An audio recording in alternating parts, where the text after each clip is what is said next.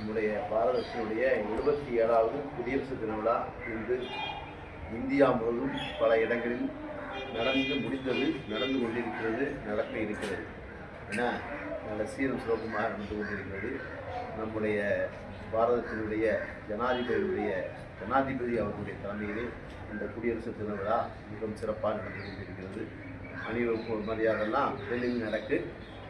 ஒவ்வொரு நிறுவனத்திலும் கண்டிப்பாக இந்த குடியரசு சுதந்திர தின விழாவை நடத்த வேண்டும் என்று அரசு கொள்கைக்காக நாமும் நம்முடைய மருத்துவமனையில் நடத்தி கொண்டிருக்கிறோம்.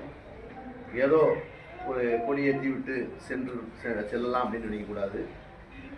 சுரேஷ் அவர்கள் சொன்ன மாதிரியா நம்ம நாடு சுதந்திரம் அடைஞ்சிட்டு, ஆனால் சுதந்திரம் அடைஞ்சிட்டோடனே சகட்டு மேடிக்காக நீங்கள் எப்படினாலும் வாழலாம் அப்படின்னு நினைக்க முடியுமா? வாழ முடியாது.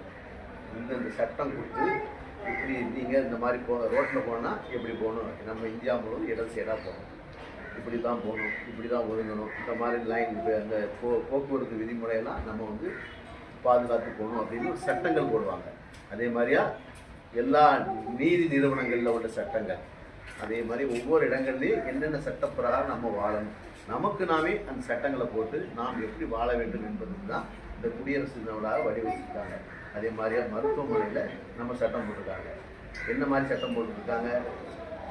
நம்முடைய மருத்துவமனை ஊழியர்கள் எப்படி மருத்துவமனைக்கு வரக்கூடிய நோயாளிகளும் எந்த அளவுக்கு பேசணும், பண்பாக நடக்கணும், அவங்களுக்கு என்ன முறையில் அவங்களுக்கு ட்ரீட்மெண்ட் கொடுக்கணும், அதுதான் புரோட்டோகால் அப்படின்னு சொல்கிறாங்க. என்னென்ன முறையில் நம்ம நினைக்கிறோம் வைத்தியம் பண்ணணும், அவங்களுக்கும் டாக்டருக்கும் எப்படி நீங்கள் நடந்துக்கணும், டாக்டர் செவிலியர்கிட்ட எப்படி நடக்கணும், செவிலியர்கள் மற்ற நோயாளிகள்கிட்ட எப்படி நடக்கணுங்கிற சட்டங்கள். இது நமக்கு நாமே போட்ட ஒரு சட்டங்கள். அது இருக்கிறதுனால தான் இந்த நாடு நம்முடைய இந்திய பண்பாடு நல்ல முறையில் போயிட்டு. இல்லைன்னா சுதந்திரம் கிடைச்சின்னு சொல்லி யாருனாலும் எப்படினாலும் வாழலாமே. ஏன்னா ஒரு நேரத்தில் ஒரு நேரம் ஒரு கிராமத்துக்கு போய் வைத்தியம் பார்த்து தெரியும் அப்படின்னு நினைச்சிட்டு ஒரு 100 பேரை நோயாளியாக எடுத்துக்கிட்டு அந்த கிராமங்களில் போய் தத்தெடுத்து வைத்தியம் பண்ணிட வேண்டியதானே? அது பண்ண முடியாது. அதுக்குன்னு சட்டம், அதுக்குன்னு அரசாங்க மருத்துவமனை இருக்குது. அதை சேர்ந்து அதை படித்த அதில் பட்டம் பெற்ற மற்றவங்க மட்டும்தான் அதை செய்யணும், அந்த பணியை செய்யணும். ஒரு பிரச்சனைகள் சட்டப்பூர்வமான பிரச்சனை வந்தால் அந்த லாயர் தான் போய் பேசணும்.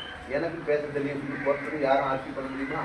அது படித்தவர்கள், அதுக்கு படித்தவங்க தான் போக முடியும். அதனால் அந்த சட்டங்கள் போட்டக்கூடிய தீட்டப்பட்டு நம்முடைய மேதகு அம்பேத்கர் அவர்களுடைய